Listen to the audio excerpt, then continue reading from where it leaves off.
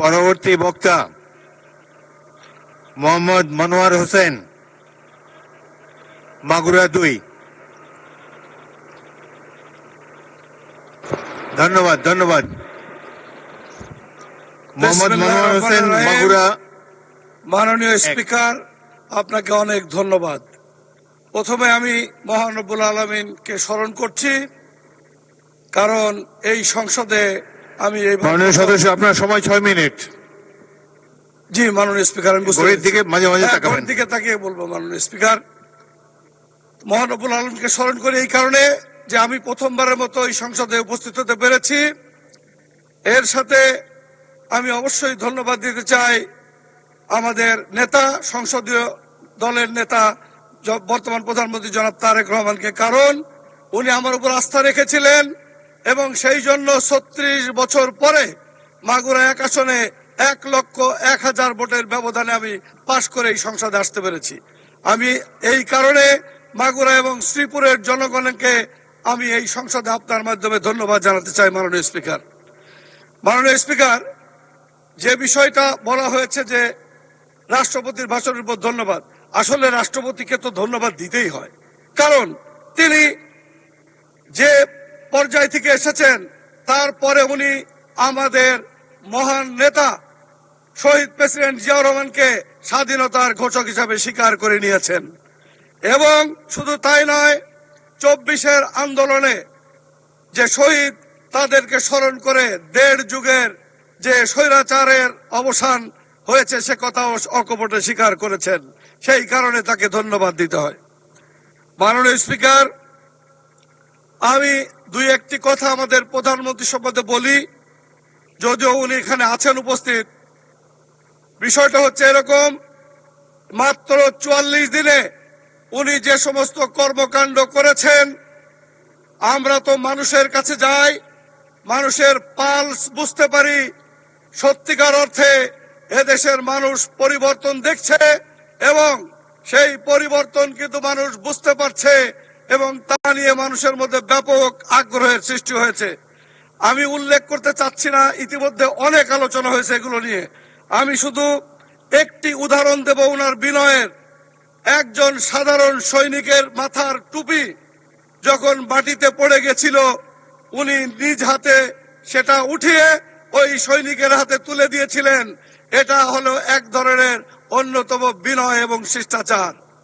মাননীয় স্পিকার, আপনি জানেন মাগুরা 1 আসনের সত্যিকার অর্থে মাগুরা শ্রীপুরবাসীর নানা সমস্যায় জর্জরিত।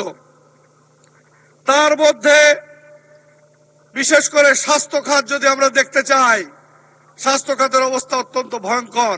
আমি যেদিন এই সংসদে শপথ নিয়েছিলাম, সেদিনই আমি শপথ নিয়েই মাগুরায় প্রথম পদার্পণ করে আমি হসপিটালে গমন করেছিলাম।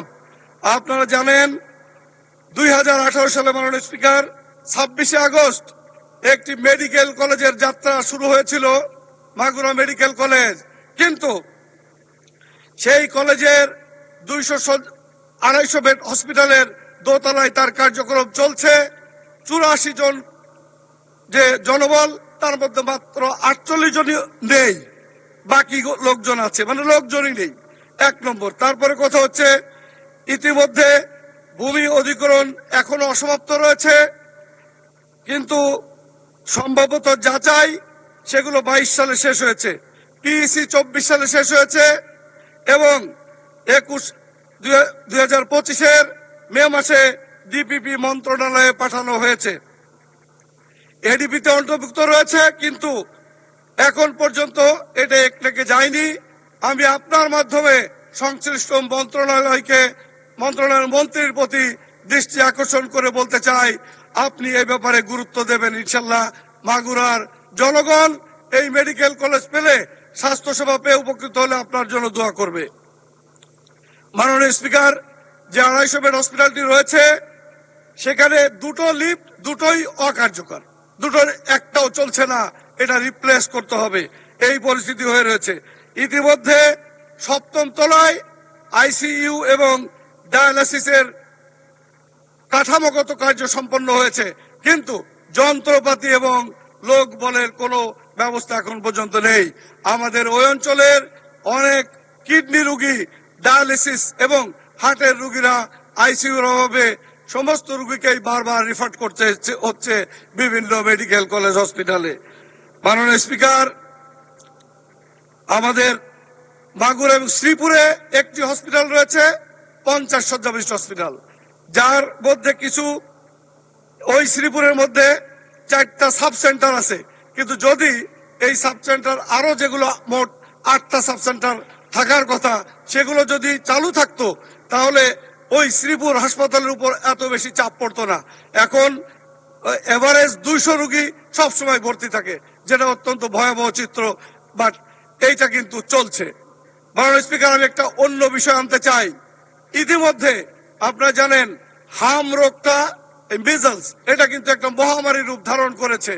এই পরিস্থিতিতে আমি আপনার এই সংসদে বলতে চাই, যদি সুযোগ থাকে আগামীকাল বৃহস্পতিবার সংসদকে ছুটি দিয়ে আমাদের সকল সংসদ সদস্য তার নিজ এলাকায় গিয়ে হাসপাতালে যাক এবং তারা তদারকি করুক কি পরিস্থিতি মানুষের চলছে।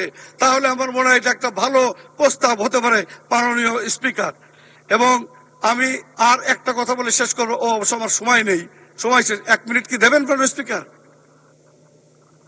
ধন্যবাদ মাননীয় সদস্য। 1 মিনিট সময় দেওয়া যেতে পারে। থ্যাংক ইউ মাননীয় স্পিকার। আমি একটা অন্য কথা বলতে চাই। বিগত স্বৈরাচার আমলে আমি সব সংসদ সদস্যদের পক্ষে এটা বলতে চাচ্ছি যে আমাদের যে সারের ডিলারশিপ দেওয়া হয়েছিল এবং খাদ্যের, এই বিগত স্বৈরাচার আমলে রাজনৈতিক বিবেচনা এগুলো দেওয়া হয়েছিল, কিন্তু এগুলো থাকলে একটি ঝুঁকি থেকে যায় সার বিতরণে এবং খাদ্য বিতরণে। আমরা চাইবো অবশ্যই আপনার মাধ্যমে এর একটা প্রতিকার যেন হয়।